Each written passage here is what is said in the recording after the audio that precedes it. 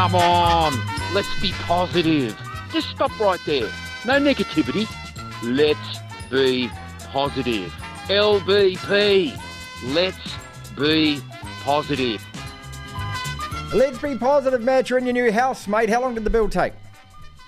Oh, the build took, it was planned for 6 months, and it took 6 months and 2 weeks. So it's pretty much on time, Martin. You know, we've been down here for a summer where we haven't had any rain at all. We decided that we're going to move in over the weekend because the keys have been handed to us and it starts to rain. And we get about 60 millimetres of rain. Of course, all the excavation around the property, it's still mud and dirt. And so we had to put cardboard all around it. We're walking, the cars are sinking. But, Martin, we absolutely soldiered on and we are in the house. Feels like we're on holidays. Wow. And on budget? Wow. There might have been a few. There might have been a few what you call extra charges involved.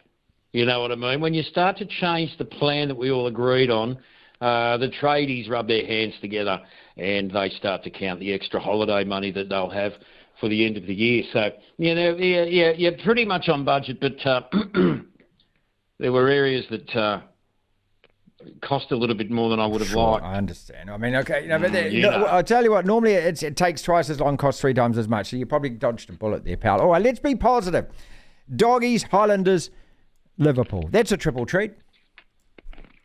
Yeah, what a triple treat. What about the weekend? The Bulldogs looked very good against Melbourne. We've got to be one of the most improved teams in the competition. And then, in a moment that I can't even believe still happened, players struggling to stay in touch in the corner, gets a kick off, a little grubber kick somehow with 3 Bulldogs tacklers on him, and Melbourne score and take the game. We just couldn't come back from there. I mean, you've got to admit we look good. We're the most improved team in the competition. And yet when I look at the table, well, there's hardly any indication of that. Is there? Your left edge is awesome, mate. I mean, if that left edge gets going like it can, it's just so impressive to watch with that O'Carr back. But yeah, Xavier Coates, surrounded by 3 guys, he's got his back to the try line and somehow managed to hook the foot round, kick it through, and they score. I mean, mate, it was a bit like Sean Johnson getting caught by 3 tacklers and flipping it to Dylan with 45 seconds to go or something. Unbelievable. Yeah, I mean, that's one of the things that's great about the game. Is you see things you don't expect to see, and we've had a number of them this season so far. But another red arrow against the Dogs on the ladder. At least we're ahead of the Rabbitohs and Titans, is about as positive as I can get about that. The Warriors, well, they didn't play well on the weekend, Martin, but I think we had a bit of a glimpse into how good they are, because as much as they didn't look like at most stages they would win the game, it didn't get away from them. They never gave up. They showed they are capable of scoring points. And, well, it was a bit of a heartbreaker, but you'll take the draw every day of the week. Every day of the week. You know, I don't know whether that drop goal was going to go over at the end that got them the penalty, but it was a clear attack on the leg. You know, I mean, it was a pretty straightforward thing. And as much as, for many, that's a disappointing way to finish the game, you've got to play to the buzzer, don't you? Penalties still exist even down to the last second, Marty. So, well, look, I'd like to play to the buzzer, and when the buzzer buzzers after 80 minutes, I'd like the game to end there, mate. And I know that there are people that it's an entertainment business and everything else. A draw is a result. A draw is entertaining. A draw is great because you walk away feeling all kinds of different emotions that you don't feel if it is a win and a loss. And I think that putting it into Golden Point, the team that loses too much for that, because they've actually salvaged something at the end of the game, and then you get that taken away from. I don't know, mate. It does my head in. It really does. Yeah, no, I couldn't agree more, Martin. I've never been a big fan of this extra point rule during pool play. You get to the quarterfinals and semi-finals, you know, you have to have a winner. You have to get a decision. But in a competition that goes on for weeks and weeks and weeks, having extra time where you can still get a draw, it's not like they play until there's an outcome. It just seems like a waste to me. I don't understand it.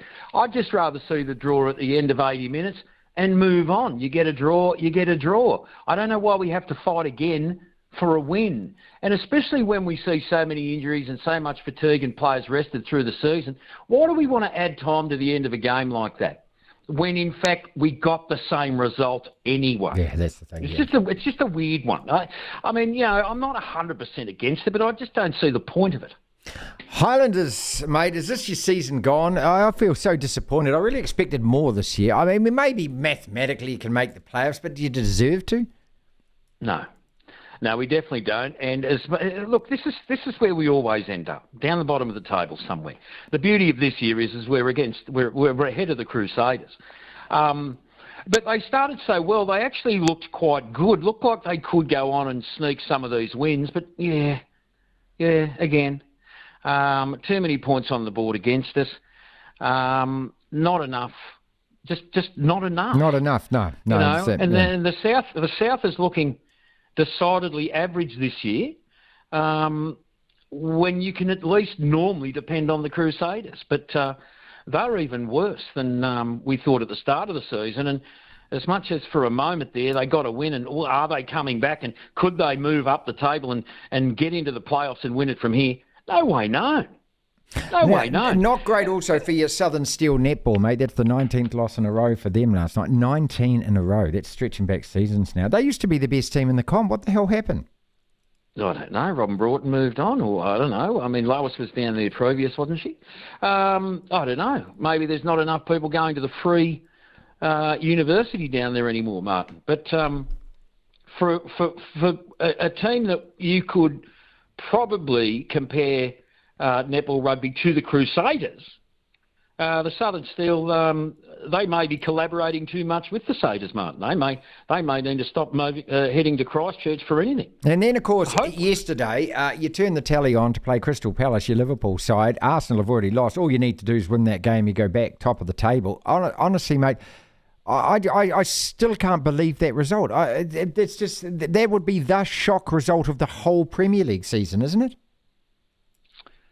Well, yes, we're all in shock. An absolutely disastrous first half. And then Martin, as much as earlier in the year I scoffed at the computer-generated simulators with the NRL saying the Bulldogs would be the worst team in the competition, I've gone to the Opta, which has 10,000 supercomputer simulations under its belt. And at the moment, Man City 70% chance of winning, Arsenal 18% chance of winning. They give Liverpool 12% chance of winning from here. 12% chance. Okay. I didn't like that one, so I went to a different one. Grace Note does the same thing. They've actually dropped Liverpool's chances to 10% and given Man City a 76% chance of winning. So from looking like, and I think maybe I mentioned we were going to win it, from looking like we were going to win it, how could we lose it from here to 10% chance of being able to take the title? This is one of the closest title races, three-team races in many years, Martin. I'm just rooting back over 2013-14, 2001-02, 95-96, three very close races. Didn't go well for us on any occasion. Let's finish on being a PR consultant or working in the communications department for the NRL. And look, the good thing, I suppose, is that you're busy, aren't you? And you've always got a hell of a lot of work to do. That's one positive, and we are keeping it positive. But when you get a guy like Taylan, mate, now this is the guy who tried to take Reece Walsh's head off, with his own head a few weeks back. And there's no punishment for that. And he actually should have gone for a skate for 5 or 6 weeks for it. And then so he's got some spare time. He's got a weekend off. So what does he choose to do?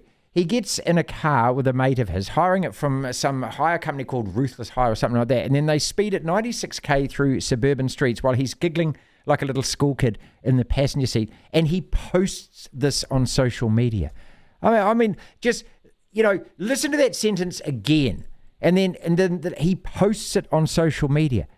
I mean, does he actually not have a brain inside the skull, or does he actually think that he's going to get away with whatever he does anyway? Because you and me in the PR department, it's our job to rewrite that story and cover it up somehow.